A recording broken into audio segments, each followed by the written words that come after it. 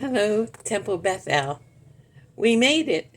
We made it through 2023, and I made it. I made it through my 2 years as Temple Bethel president. I have seen in other temples' annual meetings where there was shouting, people walking out, disrespect, and arguments. We had none of that. I have spent 2 years working together with board members, committee leadership, general members, and our rabbi.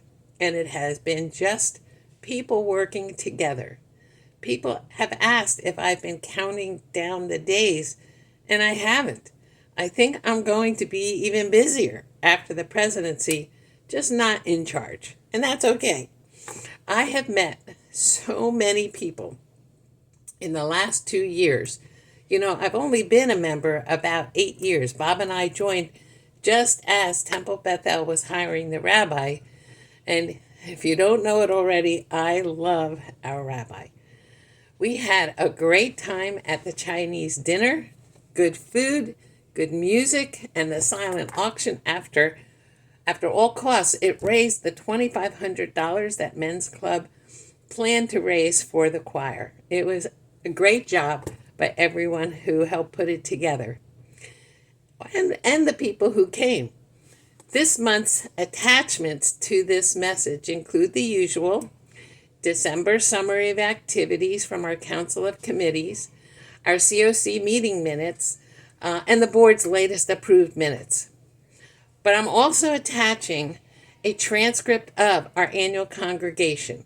We had over 60 people there, but we have many more members. And the slide deck without our 2 financial pages are also attached. So if you weren't able to make the meeting, you can follow along the slides and read exactly what was said, except for a couple of people who went off script. As I say every month, if you have questions about our financials or anything, please call the office and we could set a time for a representative from the Finance Committee to meet with you to answer your questions. There was a question raised after the annual congregation meeting about the meeting, and this was the question. On the TBE Religious Operating Expense slide, the 2024 budget amount for office, dues, and miscellaneous looked like it almost doubled in its amount. Can you tell us why? It's not security and it's not insurance because they had their own blocks. So what is driving this upward? And there is an answer to this really good question. First, during the year, there are sometimes activities that have costs that come up that the temple pays during the year and it was never in the budget. That can more frequently happen when committee activities aren't planned far enough in advance to get it into the next year's budget. We usually establish or start the process for creating the next year's budget in August or September of the prior year. The more we can anticipate and budget for costs, that's just better planning. So for 2024, when making up the budget, knowing that there are usually these costs that come up, $1,750 was budgeted for these type of unplanned costs, knowing that they're probably going to happen, but not being told specifically what it would be used for. Additionally, to provide for the choir's expenses, including the cost of the music director, people sat down to figure out how do we continue the music director and what's been happening. So Sisterhood and Men's Club both agreed to make a donation towards what's needed. Jim Waldorf, thank you. Again, he's making a personal donation towards this effort. And the temple is budgeting a $5,000 contribution. So that's part of this amount. To bring Cantor Portnoy back for the high holidays, there was about $1,800 more needed in costs. We are going to try to negotiate lowering our URJ dues, but we budgeted $4,500.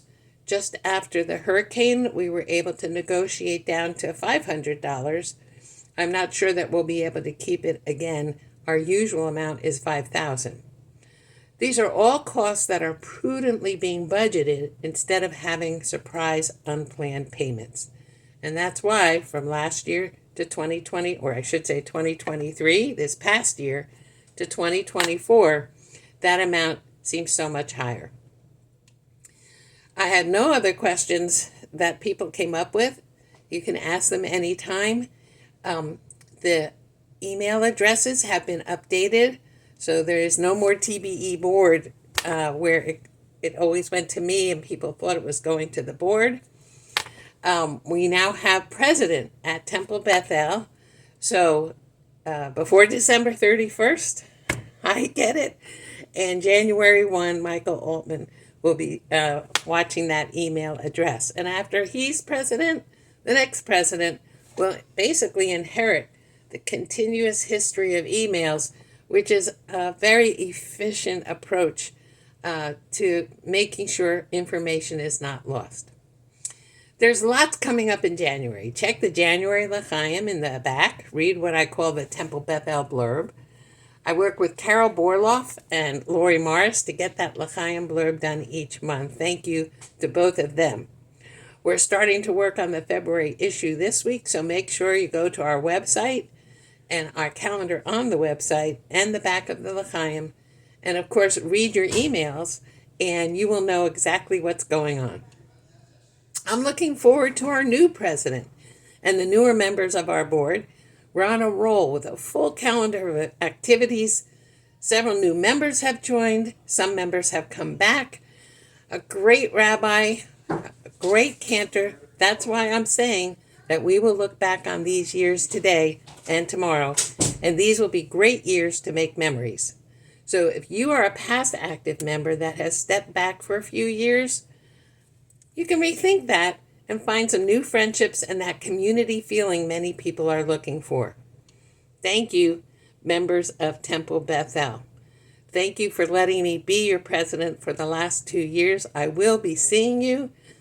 I pray and hope for peace in the coming year, as we all do.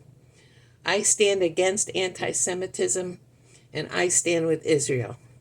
Shalom.